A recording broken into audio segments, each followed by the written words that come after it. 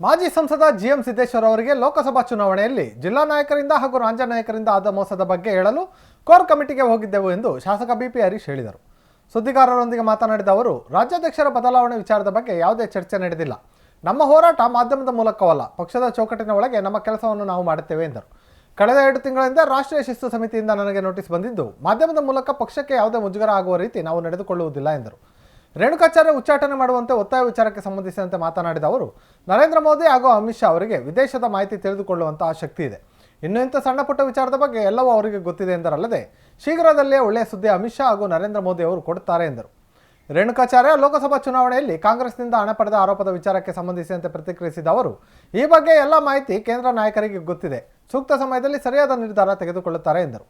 ಮಾಜಿ ಸಂಸದ ಜಿಎಂ ಸಿದ್ದೇಶ್ವರ್ ಕಾಂಗ್ರೆಸ್ಗೆ ಹೋಗುವ ವಿಚಾರ 100ಕ್ಕೆ 100 ಸುಳ್ಳು. ಕೆಲವರು ಸುಳ್ಳು ವಿಚಾರ ಹಬ್ಬಿಸುತ್ತಿದ್ದಾರೆ. ದಾವಣಗೆರೆಯಲ್ಲಿ ಬಿಜೆಪಿ ಕಟ್ಟಿ ಬೆಳೆಸಿದವರು ಜಿಎಂ ಸಿದ್ದೇಶ್ವರ್ ಹಾಗೂ ಅವರ ತಂದೆ ದಿವಂಗತ ಜಿ ಮಲ್ಲಿಕಾರ್ಜುನಪ್ಪ. ಯಾವುದೇ ಕಾರಣಕ್ಕೂ ಕಾಂಗ್ರೆಸ್ಗೆ ಹೋಗಲ್ಲ. ಕೆಲವರು ಎಲ್ಲರ ಬಗ್ಗೆ ಹಗುರವಾಗಿ ಮಾತನಾಡುತ್ತಿದ್ದು ರಾಜಕಾರಣ ಹುಡುಕಾಟ ಎಂದುಕೊಂಡಿದ್ದಾರೆ. ಮುಂದಿನ ದಿನಗಳಲ್ಲಿ ಕೆಲವರಿಗೆ ತಕ್ಕ ಪಾಠ ಸಿಗಲಿದೆ ಎಂದರು. ಸನ್ಮಾನ್ಯ ಪ್ರಹ್ಲಾದ್ ಜೋಶಿ ಅವರು ರಾಜ್ಯಾಧ್ಯಕ್ಷರ ಬಗ್ಗೆ ಚರ್ಚೆ ಮಾಡಿಲ್ಲ.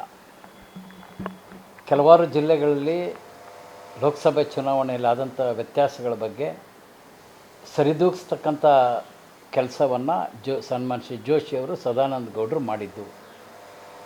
ಅದೇ ರೀತಿ ಕಳೆದ ವಾರ ದಾವಣಗೆರೆಯ ಭಾರತೀಯ ಜನತಾ ಪಕ್ಷದ ನಿಷ್ಠಾವಂತ ಹಿರಿಯ ಕಾರ್ಯಕರ್ತರು ಜಿಎಂ ಸಿದ್ದೇಶ್ವರ ಅವ್ರಿಗೆ ಜಿಲ್ಲೆಯಲ್ಲಿ ಆಗ್ತಾ ಇರ್ತಕ್ಕಂಥ ಒಂದು ಕೆಟ್ಟ ಬೆಳವಣಿಗೆ, ಲೋಕಸಭೆ ಚುನಾವಣೆಯನ್ನು ಕಳೆದುಕೊಂಡಿದ್ದೀವಿ, ಪಕ್ಷದ ಸಂಘಟನೆಯಲ್ಲೂ ಕೂಡ ನಿಮ್ಮ ಹಿಂಬಾಲಕರಿಗೆ ನಿಮಗೆ ಅನ್ಯಾಯ ಆಗ್ತಿದೆ, ಈ ಎಲ್ಲ ವಿಚಾರಗಳನ್ನು ರಾಜ್ಯ ನಾಯಕರ ಗಮನಕ್ಕೆ ತರೋಣ, ರಾಜ್ಯ ಭಾರತೀಯ ಜನತಾ ಪಕ್ಷದ ಕೋರ್ ಕಮಿಟಿಯ ಎಲ್ಲ ಸದಸ್ಯರ ಗಮನಕ್ಕೆ ತರೋಣ, ನಾವು ಬರೀ ದಾವಣಗೆರೆಯಲ್ಲಿ ಕೂತಿದ್ರೆ ಆಗೋದಿಲ್ಲ ಅಂಥೇಳಿ ಸಿದ್ದೇಶ್ವರ ಅವ್ರ ಮೇಲೆ ಒತ್ತಡ ಮಾಡಿದ ಕಾರಣ ನಾವೆಲ್ಲ ಜಿಲ್ಲೆಯ ನಿಷ್ಠಾವಂತ ಪ್ರಾಮಾಣಿಕ ನಾಯಕರುಗಳು ಬೆಂಗಳೂರಿಗೆ ತೆರಳಿ ಎಲ್ಲ ಕೋರ್ ಕಮಿಟಿ ಸದಸ್ಯರಿಗೆ ನಮ್ಮ ಜಿಲ್ಲೆಯಲ್ಲಿ ಆಗ್ತಕ್ಕಂಥ ಅನ್ಯಾಯ, ಲೋಕಸಭೆ ಚುನಾವಣೆಯಲ್ಲಿ ರಾಜ್ಯ ನಾಯಕರಿಂದ ಹಿಡಿದು ಜಿಲ್ಲಾ ನಾಯಕರವರೆಗೆ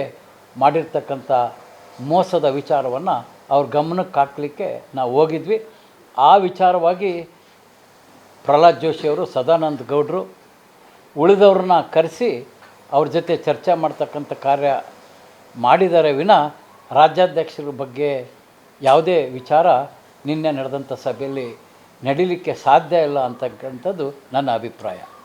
ನಾವು ಹೋರಾಟ ಮಾಧ್ಯಮದ ಮೂಲಕ ಅಲ್ಲ, ಯಾವ ರೀತಿ ರಾಜ್ಯ ಕೋರ್ ಕಮಿಟಿಯವ್ರ ಗಮನಕ್ಕೆ ತಂದಿದ್ದೀವೋ ಈಗಾಗಲೇ ಭಾಳಷ್ಟು ರಾಷ್ಟ್ರೀಯ ನಾಯಕರ ಗಮನಕ್ಕೂ ಕೂಡ ತಂದಿದ್ದೀವಿ. ನಾವು ಪಕ್ಷದ ಚೌಕಟ್ಟಿನೊಳಗೆ ನಮ್ಮ ವಿಚಾರಗಳನ್ನು ತಿಳಿಸ್ತಕ್ಕಂಥ ಕೆಲಸವನ್ನು ನಾವು ಮಾಡ್ತೇವೆ. ಕಳೆದ 2 ತಿಂಗಳ ಹಿಂದೆ ರಾಷ್ಟ್ರೀಯ ಶಿಸ್ತು ಸಮಿತಿಯ ಅಧ್ಯಕ್ಷರು ಕೂಡ ನಮಗೆ ನೋಟಿಸನ್ನು ನೀಡಿದರು. ಆ ಸಂದರ್ಭದಲ್ಲಿ ಮಾಧ್ಯಮಕ್ಕೆ, ನಮ್ಮ ಪಕ್ಷಕ್ಕೆ ಮುಜುಗರ ಆಗ್ತಕ್ಕಂಥ ಯಾವುದೇ ವಿಚಾರವನ್ನು ಮಾಧ್ಯಮಕ್ಕೆ ನಾವು ತಿಳಿಸಲ್ಲ ಅಂತಕ್ಕಂಥ ವಿಚಾರವನ್ನು ತಿಳಿಸಿ ಬಂದಿರೋದ್ರಿಂದ ನಮ್ಮ ಹೋರಾಟ ಏನೇ ಇದ್ದರೂ ಕೂಡ ರಾಜ್ಯ ನಾಯಕರು ಮತ್ತು ರಾಷ್ಟ್ರ ನಾಯಕರ ಗಮನಕ್ಕೆ ತರ್ತಕ್ಕಂಥದ್ದು ಅಷ್ಟೇ ನಮ್ಮ ಕೆಲಸ.